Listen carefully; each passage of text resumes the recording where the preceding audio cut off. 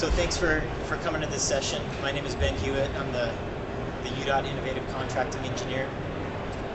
I've worked for UDOT for about 17 years, and I've been the Innovative Contracting Engineer for the past 2 years. I think I started in this position just after the conference, a year and a half. Can you guys not hear? Sorry about that. Get close to the mic here. So I've been the Innovative Contracting Engineer here at UDOT for the past couple years. Learned a lot of things during that time. Still can't hear you? Still can't hear?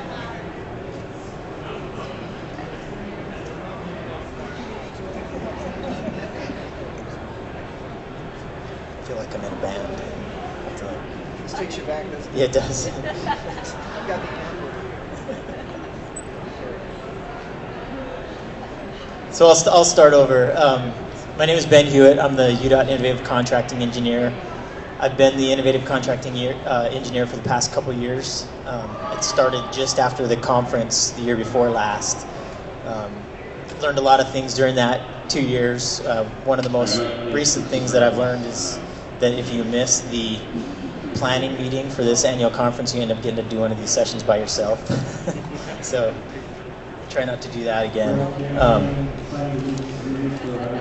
My first day as the Innovative Contracting Engineer, I got to the complex. It was the first time for me working at the complex. I got to the complex. I got to the parking lot, got out of my car, and my phone rang. And it was Michelle Page, my predecessor in this position, and she said, "Are you here?"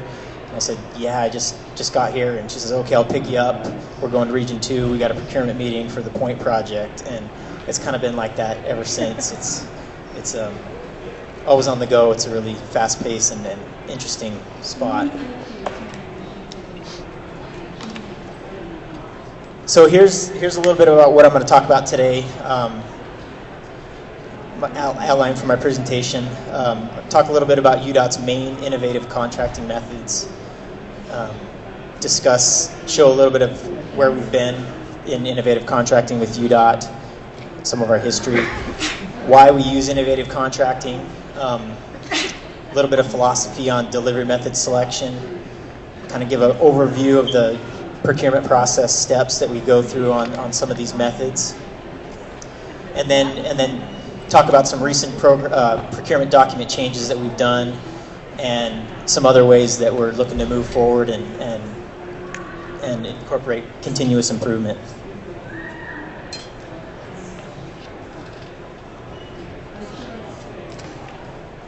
So for this presentation, I'm going to focus on UDOT's two main innovative contracting methods: design, build, and construction manager, general contractor, or CMGC. We do other innovative contracting methods, concepts, stuff like price plus time, additive bidding, and stuff in our design, bid, build, and our traditional bidding. But for this presentation, I'm going to focus on these two main innovative contracting methods.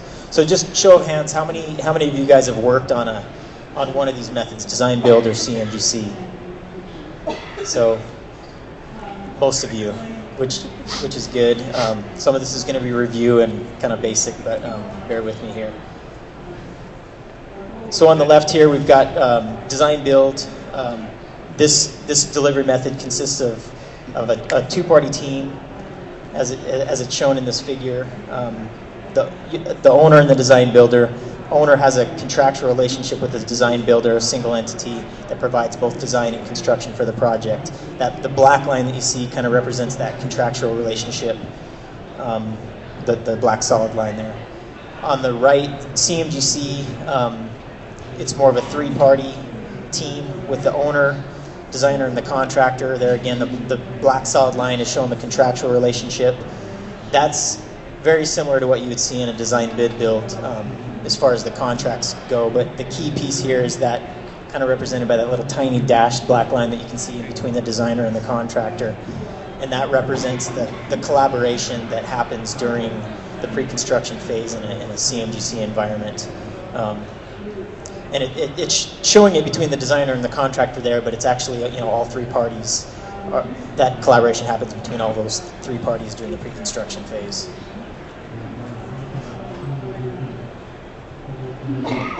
So this is where I'm doing this presentation up here, but I've got some backup here with Phil and Mike that these guys have a lot of knowledge and help us on our different delivery methods. So I'll lean on these guys to kind of correct me if I say anything wrong in the history section here, because like I said, I'm fairly new in this spot compared to our UDOT history. But our first design build project, 1998 I-15 reconstruction, the original I-15 it's known as, and I think it probably started a little bit before 1998, the whole process, but I think that's when the construction kicked off.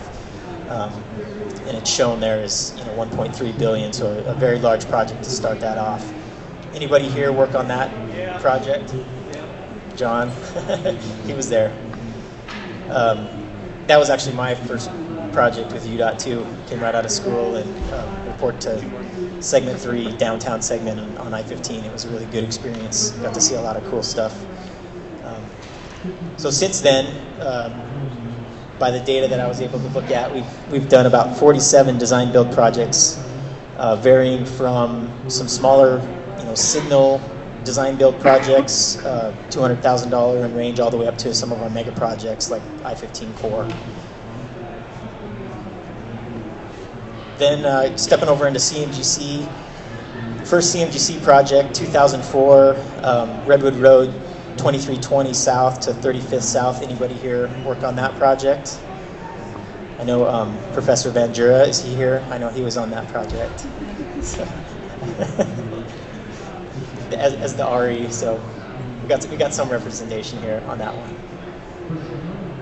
Since then, we've done about 33 CMGC projects, again varying from some smaller projects, $100,000 in size, up to mega projects, $235 million, which like Mountain View Corridor. I've got the little asterisk there on the 33, and what that represents is that a lot of these CMGC projects, one of the benefits of that delivery method is that you're able to do multiple contracts, let early packages, early procurement packages. So if you were to just go in and look at how many CMGC contracts we've had, there's quite a bit more than 33, but if you group them together into projects, it's right around that number. I don't know if it's totally exact, but best I could group the data, that's what it looked like.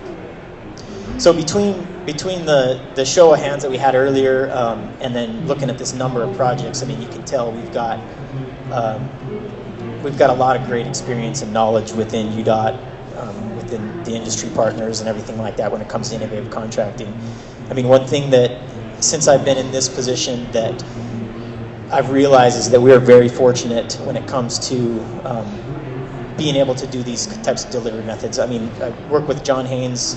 He's the FHWA, and I'll probably get this wrong, but technical lead for CMGC in nationwide. And there's a lot of agencies that they either don't have legislative authority to do these types of methods, or they're just getting it. They have limited legislation. Some of them, it's like, here, you've got legislation to do 3 design build projects, and we'll see how that goes, and then you can come back and ask us if you're able to do some more.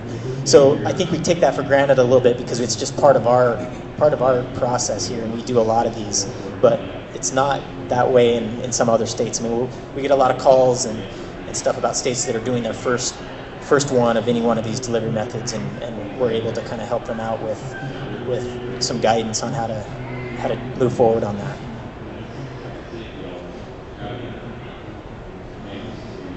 So why do we do innovative contracting? The main reason is to provide value, which is that first bullet point there. The rest of the bullet points they list ways on how to provide that value or methods for providing that value. Both methods, CMGC, design build, they're great mechanisms for managing risk. I'm sure a lot of you have heard the phrase assigning risk to the party best able to handle it. Both of those methods are able to do that, or have mechanisms to do that, somewhat in slightly different ways. Design build through communicating requirements with the RFP, allowing flexibility in certain areas, and then on the CMGC side, the collaboration that happens during pre-construction in discussing that risk, identifying it, mitigating it, managing it, that whole process. Innovation, there again, design build promotes innovation through performance requirements, there's the opportunity to give flexibility in design. We use a process called alternative technical concepts as part of our process, where proposers are able to propose ideas that are equal or better than our requirements, and further the project goals. I was just asking Phil about this. I believe that the first DDI that we did came through the ATC process, so that kind of gives you kind of an example of some of the innovations that are able to happen with some of these methods. I'm getting a nod from the back. I appreciate that, Mike. So, and CMGC is the same thing I talked about before. There's that collaboration and the ability to discuss innovative ideas during the pre-construction phase. Reduction of impacts. So most of our projects, if you were to look back at a lot of the projects that we've done with any one of these methods, a lot of them have some sort of project goal related to minimizing impacts. Somewhat different, but they're all similar themed. Things like minimizing construction time on heavy volume roadways when we've got a project that's got a lot of traffic, and trying to keep that traffic moving. Both of these methods allow for taking that into consideration in looking at approaches to the project, selecting partners for the project, and then delivering the project.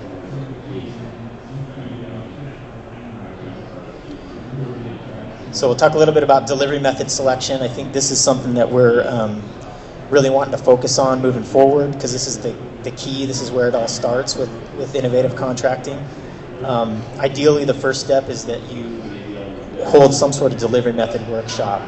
Assemble a team and have a discussion. For UDOT, delivery method selection workshops can range anything from small informal discussion type meetings to large facilitated multi-day with risk register incorporation and everything when it comes to those. So we've kind of done it both ways. The overall objective in both of that, in any method you use, is to try to develop your project goals, look at the characteristics, talk about risk, and then align those with a delivery method that helps you move forward successfully. I'll show a little bit later when I get to the end. We've got a couple things on our website, or we've got at least one thing on our website that tries to summarize some of the key characteristics of each of the delivery methods and how you can look at, start that discussion on what the best fit is for the project. Some examples of some of the recent projects that we've done in both the delivery methods and how they work. Had quite a few design build projects recently that, like I said, had the goal of minimizing impacts on heavy volume roadways. If you look at the Bangor Redwood project, I-15, the Point project, and Hillfield Road interchange, they all fit into that same category of, you're working on heavy volume roadways and trying to look for ways to minimize the impact to the traveling public, and be able to evaluate different approaches to do that through the process.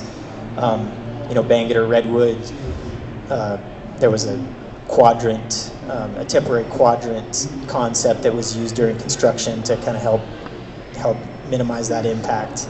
I know Hillfield Road is using some bridge slide approaches to do the same thing. So that's some of the examples on what comes out of that.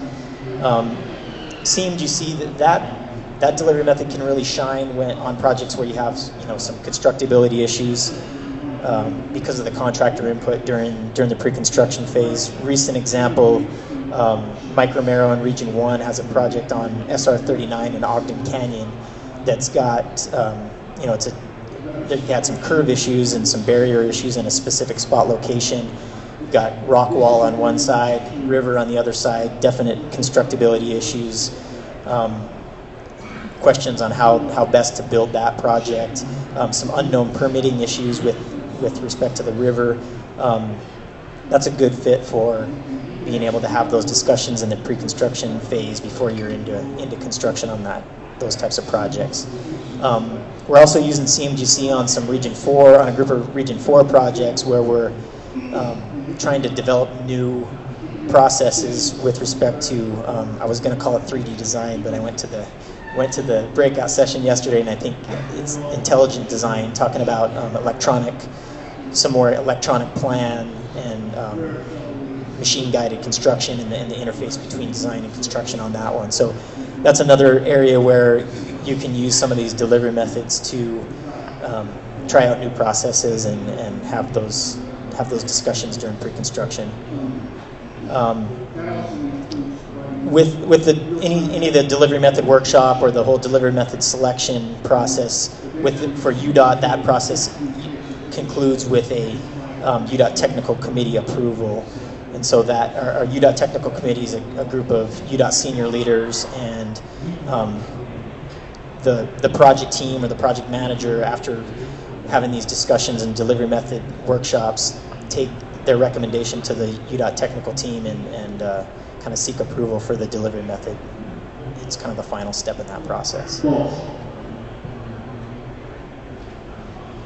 So I'll give a quick overview. A lot of you guys are probably pretty familiar with this, but I'll go through each one of the delivery methods, general procurement steps on a high level. So for design build, one of the things that I don't show, and it's usually one of the first steps in our design build, is the hiring of a program manager, a consultant program manager, to help UDOT with the procurement process. So that's not really shown, but that usually is the first thing that happens. Then next step is request for letter of interest, or RLOI. That's kind of the kickoff of the project. It's a way to get the word out on the project, allow teams to develop for pursuing the project with our industry partners. It also establishes some communication points of contact for us, for interested teams. Want to give a quick thanks to Phil Ellsworth we've got a new LOI process. He was able to kind of simplify our process. We used to, put out a request for letter of interest and then have to get a letter back and all this kind of stuff. And Phil came up with a simple Google form that just gives us the information we need for that. It's really simple, easy to fill out. It's been amazing on how fast we've got responses after we've posted our LOIs. I don't know what's the record so far, Phil, like minutes. So sometimes I feel like maybe there's some people just kind of waiting by the computer for those to come out and then hit respond. Moving forward, we use what everybody terms a two-step process in design build: request for qualifications followed by shortlisting before stepping into a request for proposals or RFP stage. The RFQ step is used to shortlist the most qualified teams for the project. UDOT, in our design build process, we have a goal of shortlisting to the 3 most qualified teams. That's kind of been where we went with some of our discussions with industry and stuff in the past. There have been projects where we've shortlisted more than 3 based on some natural breaks in the scoring, but that's our published goal is to shortlist to the 3 most qualified teams. Then we move forward into the request for proposals or RFP stage. There's some time there where the UDOT team or the program manager team is developing the RFP, which is going to communicate the requirements for the project to the shortlisted teams, and then we publish that, and the teams will step into the proposal development stage where they're developing their technical approaches and pricing for the project. So during that proposal development time period, I just wanted to touch on a few key things that happen. One of the things is confidential one-on-one meetings with proposers.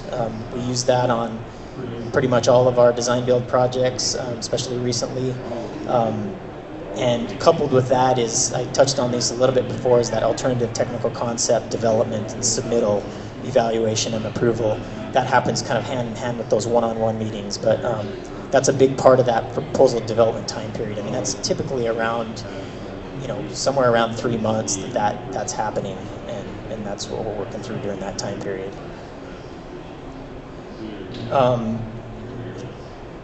That all ends with the proposers finalizing their technical and price proposals, submitting them. We go through an evaluation process. We've got, if you want to have some light reading, you can go on our website and look at our selection manual of instruction and kind of see how our teams are broken up. In our evaluation, we've got multiple teams. We've got everything from analysis committees that dig into discipline-specific reviews, rolling up to evaluation committee that looks at the overall proposal and rolls up scoring, and then that's kicked over to a selection committee that is responsible for combining the technical scoring and the price to end up with a best value selection in the design build process. So that's a high level view of that process. Hopefully there's not something that I missed there. So the same thing for CMGC, I'll walk through that. First step there is somehow you got to have a designer on board. I've got it listed here as request for qualifications and selection, but that can vary by project. Sometimes we have in-house design. Sometimes on smaller projects, you don't have to do a full-blown RFQ to select a designer.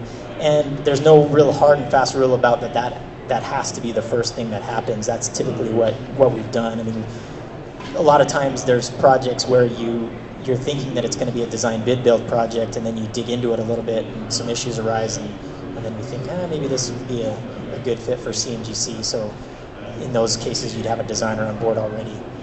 Similar to design build, the next step is doing a request for letter of interest with the same goals, establishing those point of contacts, getting the word out on the project. Then moving into the RFP stage in CMGC. Now this is quite a bit different than design build as far as level of effort and size of the document, everything like that. It's more of a qualifications-based selection, and we've tried to work recently, and I'll touch on some of these changes to keep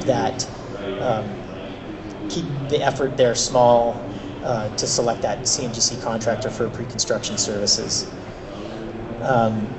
That proposal period ends with the similar proposal evaluation and contractor selection, but that results in just a pre-construction services contract, a notice to proceed for that. Then you step into the pre-construction or design activities. That's where a lot of the cool stuff with CMGC is able to happen.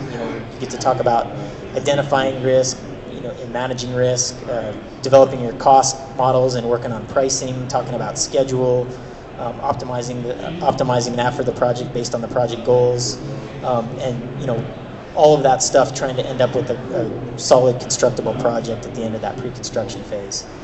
Then we go through a bid and a price justification with the selected CMGC contractor, where we look to make sure that we're getting a fair price, and we understand the pricing, and we've worked together as a team to get to a good place on pricing, and hopefully that ends up with a construction services contract, a notice to proceed there, and then you get to go build the project, and from there it's probably more similar to a design bid project going forward as far as how the contract is structured. Typically you see more of unit cost based contracts rather than lump sum that you would see in design build.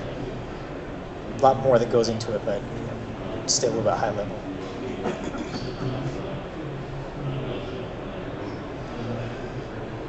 So I wanted to talk about some recent procurement document changes in both of these delivery methods. So first, I guess I'll start with that UDOT, we use templates for a lot of our selection processes. Whether you're talking about design build RFQs, design build RFPs, CMGC RFQs. I mean, templates are great, and they're necessary when you have a program, the size that we have. One of the downfalls when you've got templates is that over time they can slowly morph a little bit. You start to collect things in there, and so it's always good to kind of take a step back and reevaluate your template document and ask some good questions about what we have in there, how did it get there, do we need it, type of things. Wanted to give a lot of credit actually here to the I-15 Point Project team. When we were working on that design build procurement, they took that fresh look at the template and looked for areas for improvement, areas that we could make some changes and stuff like that. Had a well thought out approach to doing that, and ended up being able to do that all within their procurement schedule deadlines. Thought that was a great effort, and a lot of good things came out of that. I think we still have we're always going to have areas that we'll identify as areas for improvement and stuff, but I think some of the things we did there were really great. I say we, but I say we a lot, but mostly when I say that it means mostly other people. So just some of the philosophy that went into taking that fresh look. Eliminating items that were duplicated in multiple locations. We had a lot of areas where some of it was based on the numbering that we had, trying to match our standard specification numbering, where you touch on things in multiple areas. The downfall of that is anytime you're mentioning the same thing in multiple locations, you've got an opportunity for conflicting statements, especially over time and when you've got different groups looking at different areas and making some changes. Grouping like items grouping like items together and then putting them in order of progression. I'll touch about this a little bit later, but I think I'm a big fan of that, in putting things in the order that they're going to happen and being able to follow it in flow and have it make sense. Took a more logical approach to the use of appendices. I think that was an opportunity of where you've got things that that can be different from project to project, things like state versus federal projects or OSIP versus non-OSIP projects. I think appendices, if used correctly, are a great way to handle those types of differences rather than having to dig into the body of the documents and making specific changes and hunt for that. So I think that was a good improvement in that look. And then I think we've always had some sort of non-contractual portion of the document, but I think with this look, we're able to kind of take that a little bit one step further and further clarify what is reference or for information only and what is contractual within the document. So I'll just give a few examples of how some of these philosophies and stuff were applied. So those of you that are familiar with our design build schedule or design build procurement document, our RFP, things like the schedule section is now is all in one spot. Things like payment, it used to be a little bit scattered through there. It used to be referenced in multiple locations, and now the goal is to have that in a single spot. I know that's been a headache for a lot of people in the process. Change order and change management section, there again, the idea was to try to group that all in one spot, so when you're talking about changes, you know where to go look. As a side note, I know that in discussions with like Michelle Page and looking at our 2017 standard specs, I think some of these same principles are what we're looking at doing with the standard specs, identifying those areas where we've got stuff in multiple locations when it comes to change and change orders and trying to get those into one spot. I think that's a good way to go. So I think this was able to kind of hopefully show that that's a good strategy. There were a lot of design items. Here again, those of you that are familiar with our document, we've got the Part 4 sections, which are discipline-specific requirements with our document, and there was a handful of things that were repeated in a lot of those sections, and there again, that leaves the opportunity for one certain discipline making a slight change and then it not being changed everywhere else. So you got a slight difference here, and so you can have some conflicts, and it can create confusion or create extra work. So looked for ways to pull a lot of those like items out and have a general design requirement section that hopefully promotes consistency amongst all those sections. There used to be a maintenance during construction paragraph or section at the end of each one of those sections, and they were all slightly different, and so that was another one that, okay, let's pull that out, put it in a standalone section that talks about maintenance during construction. In some of these items, there's still going to be some discipline-specific things. I mean, it's hard to get everything or make everybody happy when it comes to some of those requirements, but I think that the general philosophy and goal was to group as much of that as possible into its standalone section. Right-of-way was another one. I think we had it in about 3 spots before we talked about right-of-way. I think we're down to 2 now. We still do talk a little bit about right-of-way in Part 2 and in Part 4, but the Part 2 stuff is more related to changes and stuff like that rather than some of the processes that are there. I think another one was warranty requirements. That was another one that seemed to show up differently in a lot of different sections. We were able to consolidate that into a single section, and so you know where to find it. I don't have any exact numbers with all these changes as far as as page count, but I think it's pretty safe to say, and I'll look to Phil, that the document is smaller than the old one by quite a bit. So maybe not quite a bit. I'll take somewhat. Somewhat. That's good enough. I guess that's all. I think that's always a good thing. You know, if you can say something concisely and clearly in a smaller document, I think that's what we're going for. So hopefully, I know Laren's here and some of the other project teams. Hopefully I didn't miss any big items there. I tried to capture the general philosophy, what happened there, and what we did with the design build. CMGC, much like the design build document, we actually had kind of a gap in CMGC projects, so we took advantage of that, and there was a little bit of a lull. Took a new look at the RFP and kind of did a rewrite on that. I think for me, one of the benefits in UDOT being kind of an early adopter or leader in some of these processes is that a lot of other agencies end up using your document as the basis for how they develop their system. And I see that as a good thing, because essentially it puts your document in a bunch of situations that we may not put it in here. You get to hear some feedback, especially when we get to do peer exchanges through people like John Haynes and some of our other agencies. So we're able to talk about some of those things that they've found and essentially kind of steal back the good ideas that they've incorporated on our document. I don't even feel guilty about that, because they were using our document to start with. So I look at that as a real good thing and a real positive. We've had some really great peer exchange discussions with other states and other agencies that help lead to some of these improvements. I'll just kind of run through the changes. The biggest one is that we eliminated specific item pricing, or the price component of our CMGC document and selection. It's kind of a product of UDOT and our industry partners maturing through the process and gaining more experience in there.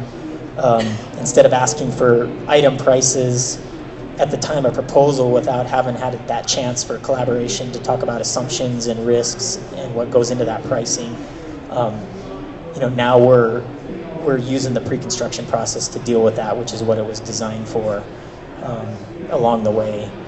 We still do have an approach to price section in our document. That's the ability for the proposer to demonstrate how they'll be open and transparent during the pre-construction process, show that they kind of understand what we're going for. It includes a sample estimate component of that approach to price, but we're looking for the structure and the breakdown of the estimate rather than the pricing. I mean, it can have dummy numbers in there, and we're not looking at the numbers like we used to have the price component in there. So we still do have somewhat of a price aspect in there, but it's not the same way we looked at it before. Made some changes to the evaluation sections. We still have a proposer team section. That's really important in CMGC, but we used to have I think it was just called project approach section. After some great discussions with some of our leaders, some of our experienced people at CMGC, we split that into a pre-construction approach section and a construction approach section. That kind of gave the ability for teams to weight that according to their project goals, gave proposers a chance to talk about how they're going to approach those different phases of the project, and then have us evaluate that. I think we've always had some sort of risk and innovation section in there. We still have that. We rewrote it a little bit, kind of focusing on certain areas that talk about processes and other areas that talk about project-specific risks and innovations, and being able to evaluate those in the CMGC process. And then the last one was the approach to price, which I already talked about. Transparent score weighting. That was something that kind of came up as we're moving forward. That's a big deal for us. I think it's an important part of our process, is being able to make proposers aware of what's important to us. So we looked at some different ways on how to be more transparent with how we're going to score, where the weight is in these requests for proposals. We started off, we had a evaluation document, an evaluation manual that had the evaluation criteria in it and the associated score and weightings, and then we published that. And kind of one of the no-brainer lessons learned that we had there was well, why don't we just put that right in the, why don't we just put that scoring right in the RFP? So there again, that same theme that I talked about before, you got two things you got things in multiple locations, and you got a chance for discrepancies and conflicts there. So I think that's where we're headed moving forward, is just to put the scoring breakdown right in the RFP, along with the evaluation criteria. Electronic submittal, all electronic submittal was another change. That was an easy one. We had some great feedback when we initially talked about these changes from our industry partners, talking about how there's quite a bit of effort, even in our smaller CMGC process. There's quite a bit of effort that goes into creating these proposals. So, and we're talking about somewhere around 10 pages worth of proposal if you exclude the sample estimate, and that was an easy thing for us. That's the way we're headed in a lot of our other processes, is all electronic. One of the things that I think some of our internal teams may not realize is how that can help proposers with things like last minute changes. If you want to change something at the end, it's a lot easier to change and save a PDF than have to slide in a bunch of pages in a binder. I can definitely relate to that, as I was working on this proposal last night, trying to get it ready with some last minute changes for today. Logical order. I touched on this a little bit before. Anybody that works with me, first of all, I'm sorry, but you know that that's kind of the way that I approach things, is take a look at how the flow of the document reads, and does it match kind of how the process works and how the project will be progressed. Some of our boilerplate documents, with the way that they use appendices and stuff like that, I've always struggled a little bit, because it feels like we jump around from, we start talking about the evaluation and selection before we've talked about some of the things that happen early on in the process. So we went through and did a fresh look. Mike and Josh helped me. We went through, and it was kind of some fun sessions there where we were like, when does this thing happen? And when does this thing happen? And we had some whiteboard sessions and rearranged everything. One of the other things we talked about there was reducing redundancy. As we're rearranging the proposal, it kind of points out some of those areas where you said something multiple times. Anytime we're making these changes, it's always a fun little exercise to do some word searches. Like Phil and Mike and I have had some fun with, you find a word, and then it's like, okay, why do we use factor here and criteria here? And then we do a word search through your document, and you see how many times you jump back and forth, or how many times it shows up. I think on some of our debriefs we got some feedback about, like, somebody did that same thing with the word collaboration in our document. How many times we're asking about demonstrate collaboration, and it's pretty eye-opening sometimes when you step back and do that kind of analysis of your document. Sometimes it feels like you're trying to untangle Christmas lights or something. You start chasing it after a while, and you think, are we ever gonna find all this stuff that's been in here for forever? So we went through, we made all those changes, we felt pretty good about that, and then we did 3 projects right in a row, 3 CMGC projects right in a row. Got great feedback through all of our evaluation teams, through our proposer debriefs, our oversight committee feedback, and at that point you realize that, wow, we still have a bunch of stuff we got to work on. We still have redundancy in there, and so we've made some additional improvements, and those are going to be reflected moving forward.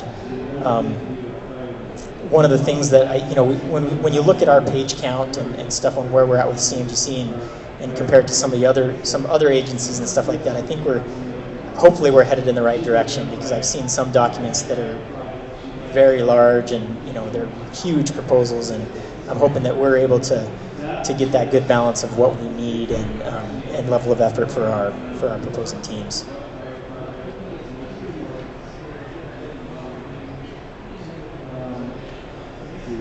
So moving forward and continuous improvement. So our core guiding principle that we fall back on a lot of times, and you've heard a lot of this throughout some of the other presentations, is continuous improvement. I mean, when we're looking at making decisions like, hey, do we pursue this format change with our design build RFP template?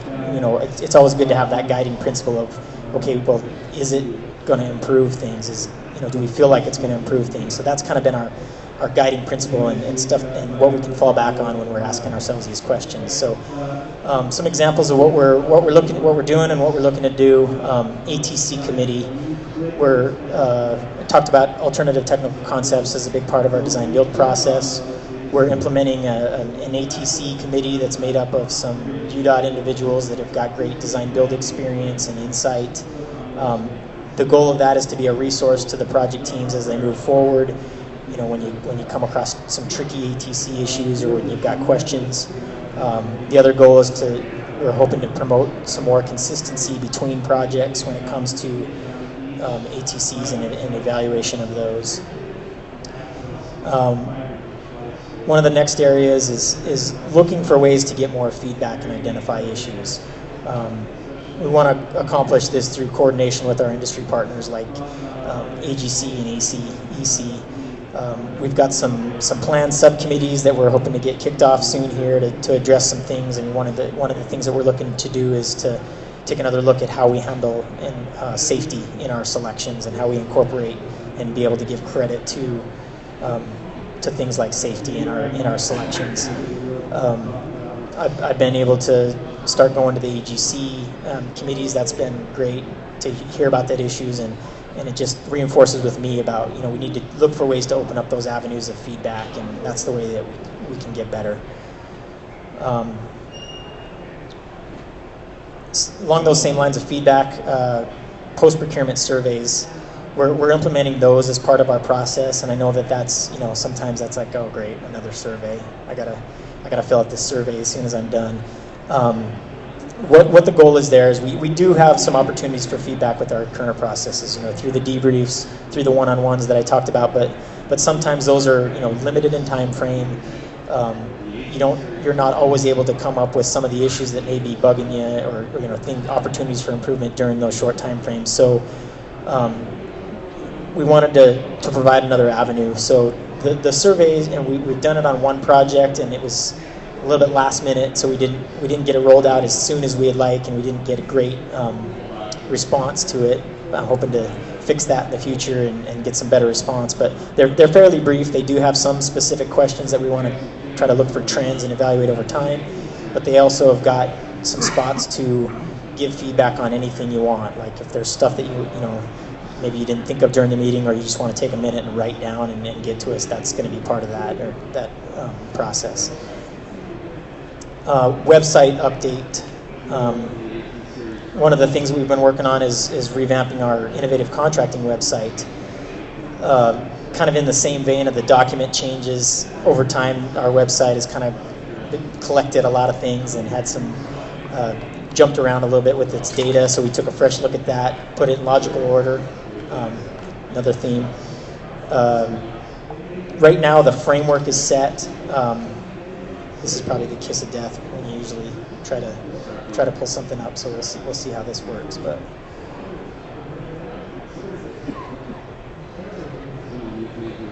tried to simplify it and tried to eliminate click-through stuff. I know that drives a lot of people crazy. A couple of the things that I'll show real quick here. That document I talked about, looking at the different project delivery methods. This is a good starting point for discussion when you're looking at delivery method selection. That's available on our website. One of the things, this is a fairly simple thing, but I hope that this provides value, and I really like this. This current and upcoming innovative contracting projects. So the goal here is we used to have a link on there that said something like current projects, but it used to point you to Project Explorer. And what you'd be able to see there is just, you know, the projects that were in the process, and it wouldn't really tell you about what the next steps were.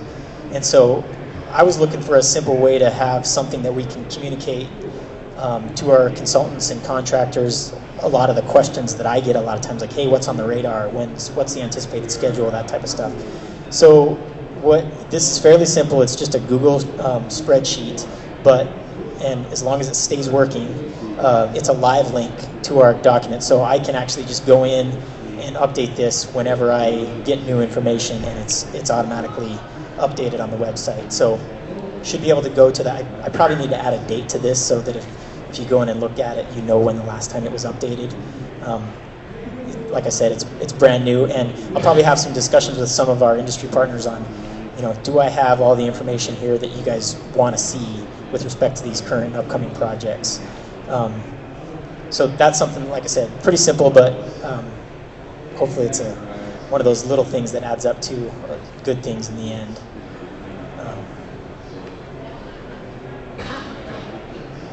Another thing on the website, if you were to click into both of these delivery methods, you've got a section for design build and CMGC. They both have project schedule delivery templates, and we developed those. And here again, I'm going to say we, but it was mostly Anna Johnson, our schedule engineer, that really did a great job in taking a couple ideas that I had and turned it into a really good tool. I won't take a ton of time. I just wanted to kind of show you what it looks like. It's a Microsoft project schedule. This is the CMGC one. It's got the whole procurement process kind of built in with all the logic all in there. It's a great tool for, like, if you're a region program manager, a region project manager, a project team, and you want to look at some, in the planning phases, you want to look at some timeframes. It's got some of our timeframes built into it on some of the things we know. It's got areas identified where there's some flexibility and the timeframes can be different, but I think this is a good thing that sets the stage for a successful project if you have a realistic schedule that to start with, and not have some issues right off the bat because you didn't realize that there's certain things that need to happen. A couple of the other little cool things I'll point out. Here again, all the cool things are a result of Anna's work, but if you look over here, you've got notes in the project. This is an area where there's notes on the activity itself, and also some kind of schedule guidance notes, like, hey, if this activity can be scheduled anytime between here and here, go in and adjust the lag that we have assigned to it as necessary to reflect the actual date that you're having this meeting. So that's a great way. I really like that, because then you don't have to maintain two different, you don't have to have this instruction document that's separated from the schedule. So it's one place where you can make changes and incorporate all these some direction in the schedule. It's got things where you can inactivate activities, like in this example that you can see right here. Not all CMGC projects have a program manager. As a matter of fact, most of them don't. So we've got that procurement of the program manager built in there, but if you're not using it, you can just inactivate it, and the logic will work with the rest of your project. One last thing that I'll talk about on this one, and probably could talk a bunch about it, but it's a way that we can incorporate some of our best practices and communicate those to the teams. A simple one would be, one of our best practices that we've recently kind of reinforced is that having the initial ATC submittal in the design and build process prior to your last one-on-one meeting. The goal there is you don't want to have the situation where you see an ATC for the first time and not have a chance to have that face-to-face discussion about it, because that's just the face-to-face discussion is a good opportunity to make sure everybody understands what's going on there and clarify any issues that may come up. So that's something that, and we can put a little note in here in the schedule that, hey, make sure you don't just cut this logic or delete the last one-on-one and not make an appropriate adjustment to that ATC submittal deadline. Let's see if I can jump back into my presentation.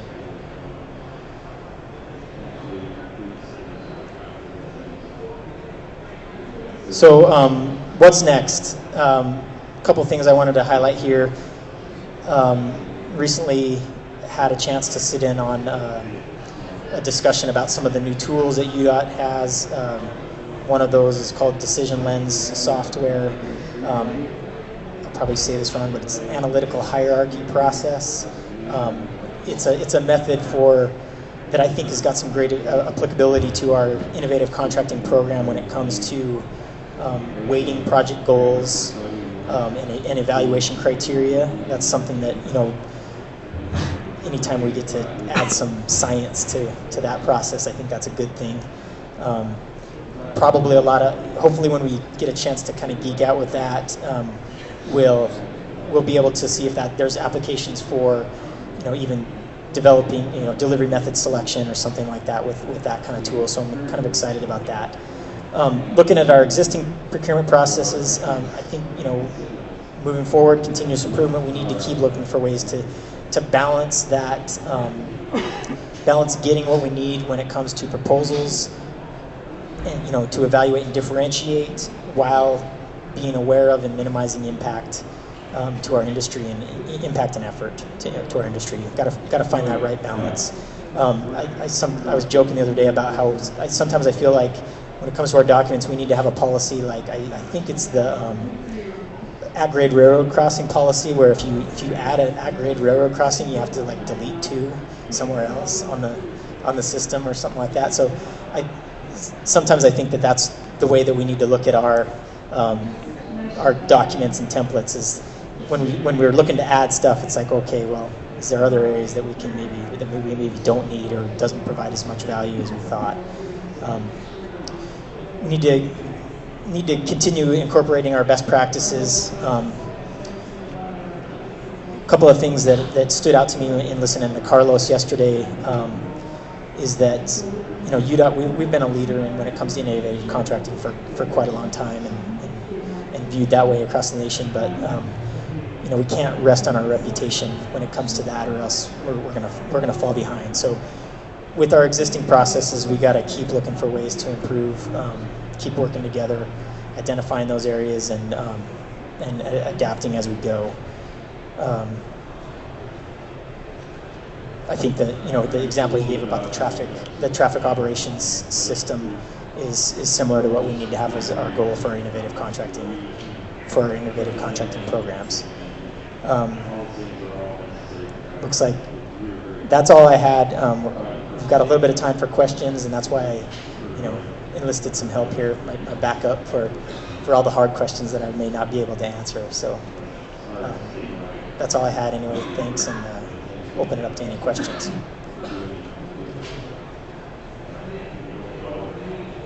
Jeff. My past experience working on design builds, the submittal process, and there's been systems. Consultants have developed systems. Elvis. I know UDOT was working on SharePoint. Have we standardized that submittal process utilizing SharePoint? As far as I know, we've not mandated the use of interchange or anything like that. I think there's still some flexibility amongst the project teams on how to handle like submittals during construction. I think our approach is that as of right now, we've got some tools there. I know that in our central construction area, we're working on looking at some new products, Masterworks, and looking at ways that can be incorporated. And once we get that incorporated in some of our processes, I think that's what you'll see happen amongst all of our projects. Hopefully I didn't misspeak on that. But there's 2 types of methods to connect from traffic signals. The preferred method is obviously fiber, making defining scenarios sensitive to also allow this to run. We're seeing fiber with Sorry, you said you're going to electronic submittals for like CMDC. yes. You went down the right road, I found it. At least the schedule was electronic only, and then it got backed out. So now we're printing giant sheets of paper. Is there a plan to go back? I definitely want to keep looking at that within the design build process, is trying to look for ways to, it's like I always wish we had more time in a lot of these developments, but that's just not reality. There's always a lot of concerns and issues that are brought up, but I'm confident that there's not anything that we can't overcome. So I definitely want to, as part of that feedback process, I want to have some good discussions with AGC, ACEC, and figure out ways that we can kind of incorporate electronic submittals in both of our processes. So yeah, that's a goal.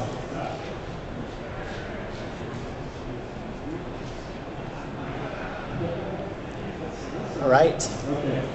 Yeah, so Thanks.